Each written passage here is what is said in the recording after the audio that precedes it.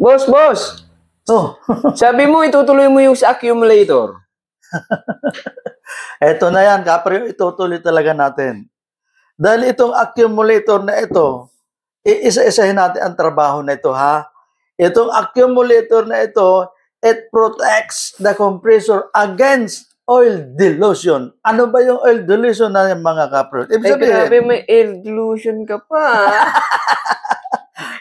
pag sinabing oil dilution, mga kapryon, yung diluted, ibig sabihin, yung decreasing the concentration ng refrigeration oil. Sa mga salita, viscosity, yung lubrication contents ng refrigeration oil, isa ito sa mga nagpo-protect against oil dilution. Bakit kamo? Sapagkat kung ang refrigeration oil dito magkakaroon ng lubrication contents, yung viscosity lalabnaw, yung lubrication contents ay hindi na masyado effective. Ano ang mangyayari nito?